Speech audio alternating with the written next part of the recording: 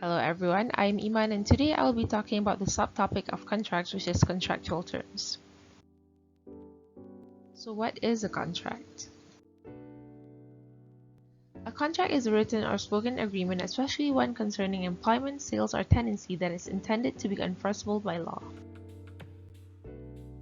What about contractual terms? A contractual term is any provision forming part of a contract. Each term gives rise to a contractual obligation, breach of which can give rise to litigation. Not all terms are stated expressly, and some terms carry less legal gravity as they are peripheral to the objectives of the contract. What does it even mean?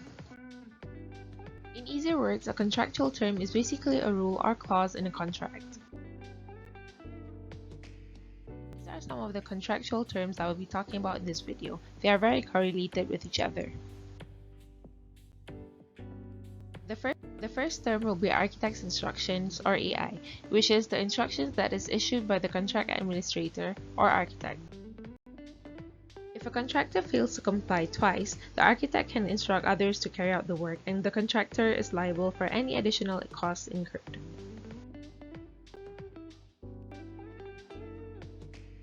These are some of the examples of an architect's instructions.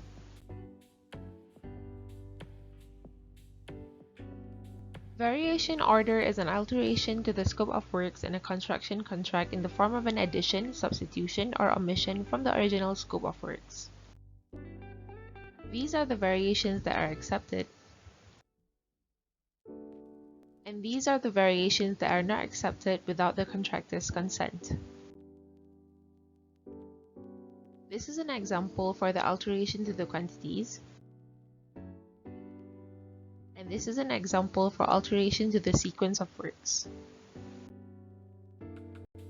Relevant events are events that delays the project completion date and is not caused by the contractor.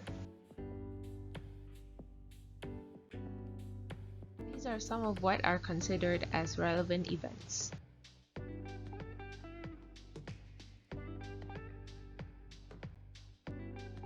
Extension of time is a formal request for an additional time period that can make up for delay losses. This is permitted by the law for numerous valid reasons and depending on the contract's time clause.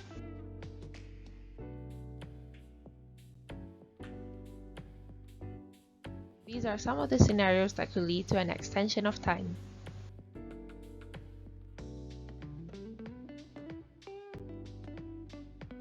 Liquidated damages is a payment made by the contractor when he fails to achieve practical completion by the date set out in the contract. They are often calculated on a daily or weekly basis.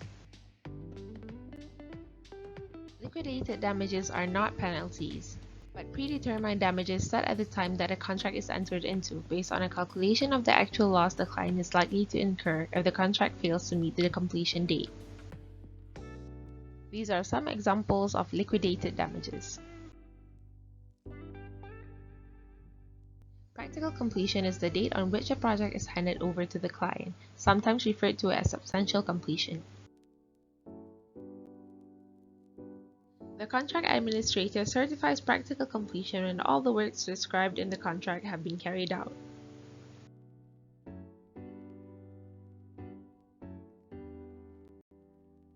These are some of the documentation issued to the client when practical completion is achieved.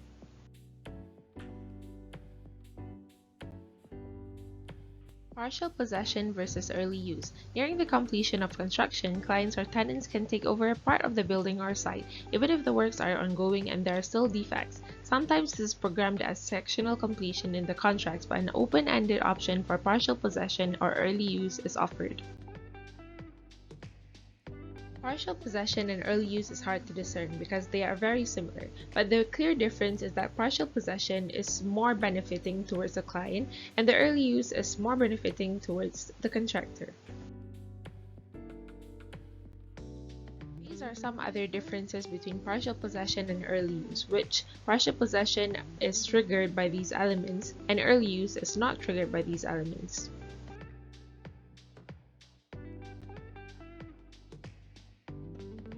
For more detailed info, you can refer to the Contractual Terms Stylescape.